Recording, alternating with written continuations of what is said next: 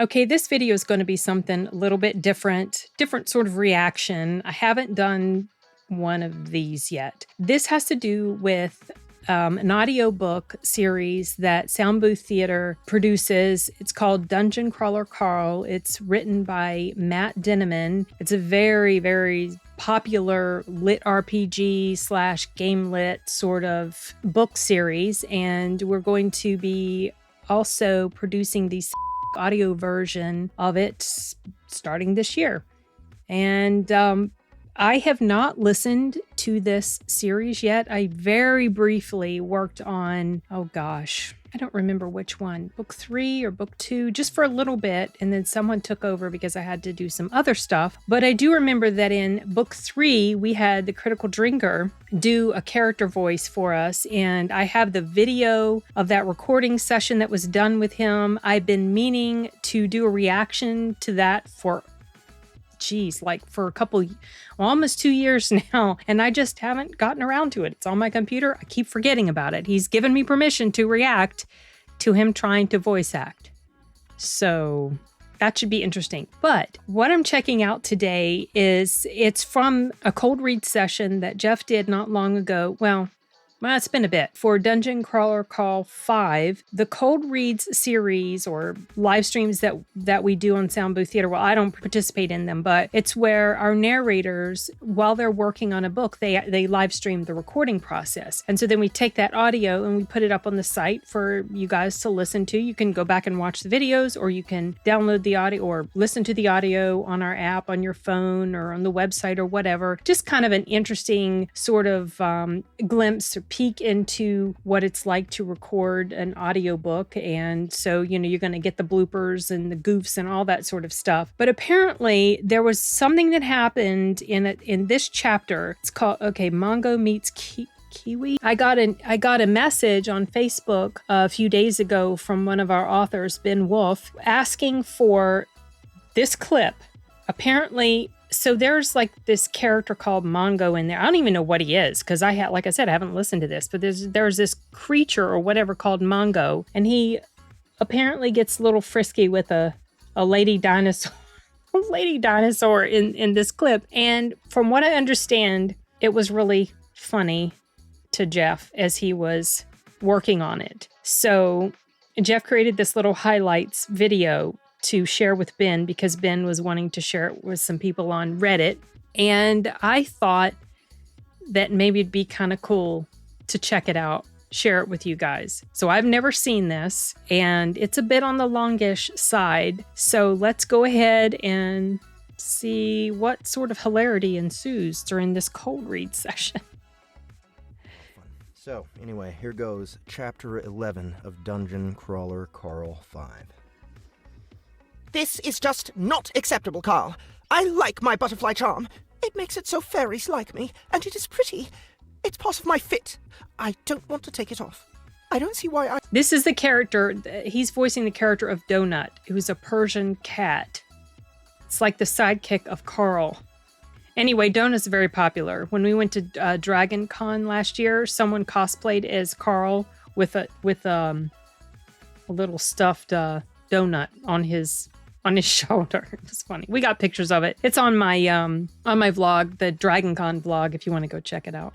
I can't just wear 2 charms at the same time. Stupid Angel the Cocker Spaniel had like 4 or 5 tags. Fuck me. Stupid Angel the Cocker Spaniel had like 4 or 5 tags on her collar. She jingled like a bunch of rusty cowbells being dumped down the stairs wherever she walked. The system only lets you wear a certain amount of magical items.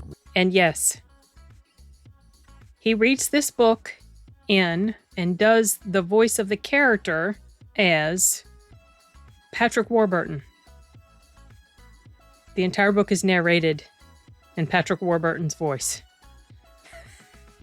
Because that's what Carl sounds like in his first-person narration. So there have been developments with Dungeon Crawler Carl 6 since I filmed this reaction video to Jeff doing a cold read of book 5. Soundbooth Theater was finally able to secure Patrick Warburton to come on board for book 6 to play Carl's father. How appropriate. So about a month and a half ago, Jeff and Emily flew out to California and did a directed session with Patrick. There were videos taken, which I have seen some of them, but I have not watched them all because from what I understand, at some point there is going to be a condensed version, sort of like a promo thing, that Soundbooth Theater will be putting up. Maybe I'll react to that. So it was pretty cool. Jeff and Emily said Patrick was the most kind, humble man, and it was an absolute pleasure to work with him. Very exciting stuff for us here. Dungeon Crawler Carl Book 6 is going to be released on Audible this Friday, September 1st. Actually, the same day this video is going live. And at the same time, on soundbooththeater.com, we are putting up episode 1 of Book 1, the quote audio immersion tunnel version. We are not legally allowed to use what we typically use to describe these types of books, but just think graphic audio, okay? And that's going up on our site, like I said. First episode will be for free. So anyway, I just thought that was kind of some cool news to share with you guys, and the timing was perfect, so I inserted it here. Okay, back to the video. Once. Otherwise, Katya could grow 100 arms on her back and carry around 500 plus 1 rings of strength. Strength? Yeah. It's ugly. Right. And the gym is turquoise. Turquoise! Do I look like an elderly woman with smoke-stained teeth sitting in a bingo hall? Do I look like an elderly woman with smoke-stained teeth sitting in a bingo hall? Snitch! Nobody likes a snitch. Nobody except the po-po. It's not complicated, but it sometimes takes a minute for them to reset. We'll have to go out there. We should do it now before the hunters can get here. New achievement! Insurgent. You left an explosive device along a well-traveled path, and it detonated and killed an intended target. It really was cool. The creature smelled like dirt. Donut had named him Dr. L for some inexplicable reason. She'd gone through and named the officers and sergeants and would have spent the next hour naming all of them if I hadn't intervened. Get so tickled. She'd named one Denalo and the other Miss Nance.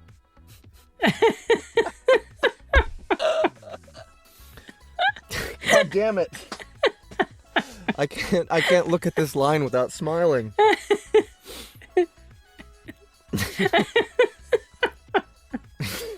Fuck. When you're not supposed to laugh. It's so hard to stop. Yeah, I was going to spike your face. I handed another missile tube off. This time to a mushroom named Iceman. You'll have to reinstitute the Naiad and dinosaur rules immediately. We live right on the edge of the river. They are always attacking. Always. He pointed at Mongo. But they're not as bad as the lizards. Those things are the worst. Absolute worst. They're all shapes and sizes, and they're always trying to get getting a into workout town with his to eat us. face, isn't he? They're all shapes and sizes, and they're always trying to get into town to eat us. And now that Fuck. And now that we're being led by a pagan monkey with a pet dinosaur, we are not protected by the gods. Recital? Donut asked. Why is the quest named that? What does that mean? I don't know. I love Donut's voice. But maybe you should reinstitute the no dinosaur rule and add an exception for Mongo or something. I absolutely will not reintroduce a racist policy just because it makes a bunch of overgrown teddy bears feel more comfortable. The town is named after a dinosaur, for goodness sake. She turned back to the guard. Snuts. Where were we? Oh yes, they have fuzzy ears that look like wet dollar store slippers. And they drool all over the place and are famously incontinent. If you see one... No! Mongo! Bad!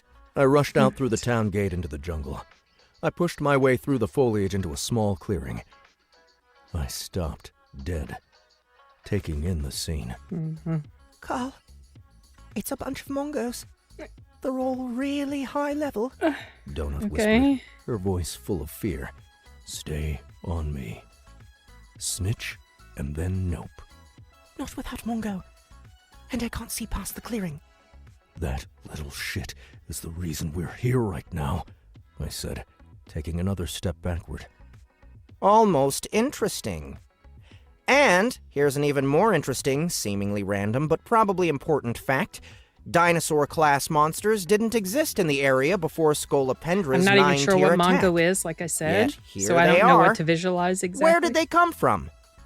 And yes, I know dinosaurs aren't really lizards if we're being super technical. Get over it. All of the other Mongos ranged in level from 30 to 45. I think I have an idea of what's going to happen. I think Mongo's going to get super duper laid. Donut, I said, taking another step back. Yep. Do it. Cast snitch. At least tries to. Mongo, Donut hissed, ignoring me. come away. Come to Mommy. Mongo was trying to do a British Carl there. Yeah. Mongo didn't respond. Carl, we need to throw an invisibility potion at him. Kiwi suddenly raised her head into the air and made a loud, terrifying barking noise. It was like a seal mixed with a monstrous amount of distortion. I know exactly what he's talking about.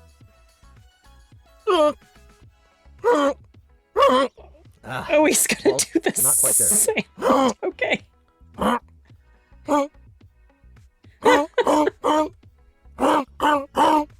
There we go. It's a little bit better. Let me cup it. Okay.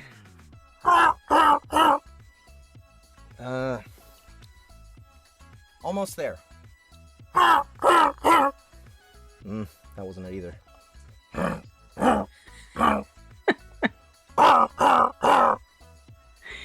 You got to be willing to play, There you we know, go. to do That's this the sort one. of stuff. It's not quite exactly what I wanted, but it's basically in the range I want. Still, none moved toward us. I tried to take another step back. I could move my arms and cast spells, but my legs were firmly bolted in place. I could now see the twin white dots of the town guards. They were only 30 feet away, just standing there. Menacing. God damn it! Invisibility potion, now! I drank one down. At that moment, Mongo and Kiwi both leaped at the same time, slamming into one another in midair like a car collision. Donut, who was still visible, pulled back like she was attempting to jump off my shoulder and into the fray. All around us, the other Mongos howled and screamed, but none moved to attack. In fact, I realized, they were all starting to move away, stepping back into the jungle. Monkeys I hadn't even known were there suddenly erupted above us in the canopy. And so this is called a cold read for a reason, because typically Jeff doesn't pre-read a lot of times. So he's cold reading. So I guess that's why maybe when he gets to this part that's supposed to be coming up, I suppose, whatever, it tickles him so much because maybe he wasn't yeah, I mean, as you saw, he was predicting what was going to happen. So he's never read this before. Their screeches and cries adding to the cacophony. The trees above us shook, and a rain of little pink and red flowers fell from the air. Only 5 more seconds, and then I was going to drop the disco ball, wrap Donut in my arms, and run. But just as my paralysis ended, I paused. I felt my chin drop. Holy shit. Carl, what are they doing? What are they doing? Mongo and Kiwi were not fighting. Mongo and Kiwi were not fighting. They were doing the opposite of fighting. I said, finally able to take a step back. My leg felt like it was asleep, but it let me move. I looked warily at the map. All of the other red dots had moved back, but not too far. I think we need to give them some privacy. Carl, do something! You, dinosaur, get off my baby! Kiwi was face down, backside up, tail to the side, with Mongo mounted behind her. Oh. Mongo made a throaty gurgling noise as he slammed into her, over and over. Oh, she's getting him off all right. That's not funny, Carl! He's too young! We haven't even had the talk yet! She's taking advantage of him! Mongo! Mongo! She hadn't even had to talk. Donut, we gotta get out of here. She's going to attack us as soon as they're done. Mongo will be okay. Haven't you ever watched watched Animal Planet, Carl. He's going to eat his head. Mongo, stop that this instant. Stop it now.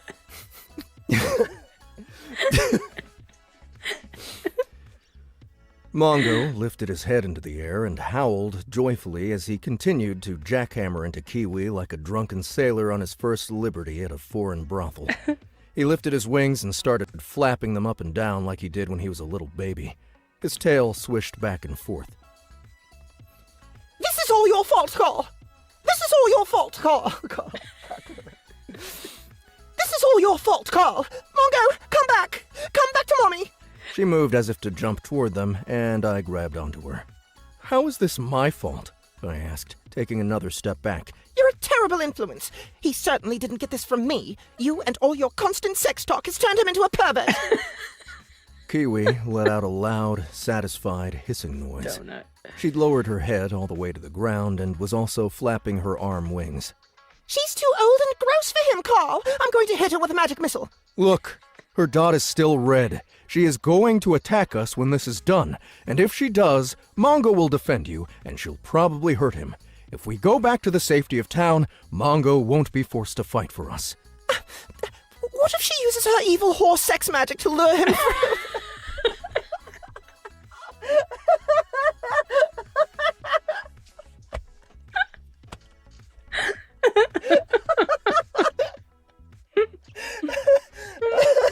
Oh, shit. Oh, gosh. Get it together. Get it together. Fuck. Okay. Okay.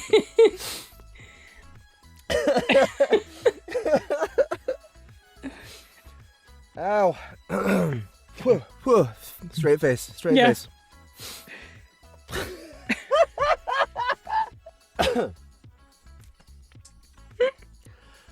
What if she uses her evil horse sex magic to lure him away forever? Like one of those school teacher ladies.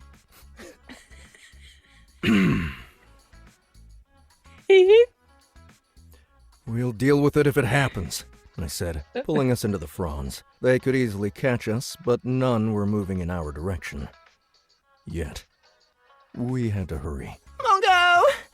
Come back to Mommy as soon as you're done. Donut called, defeated. I turned and jogged back to the town's entrance, still clutching on to Donut. As soon as he gets back, he's going into his cage, and I'm turning the no dinosaur rule back on. Oh, shit. Oh, yeah.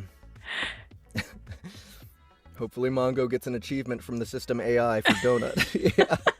He probably did. That's funny. Oh, shit. My face hurts. Fuck you, Matt.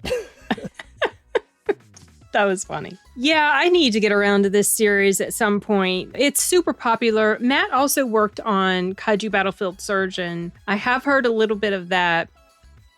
I know. The main reason I haven't listened to it yet is because gamelit isn't really a genre I'm into, even though that makes up the majority of what Soundbooth Theater works on. It's just not something that draws me into it, but there are some books that I really, really love.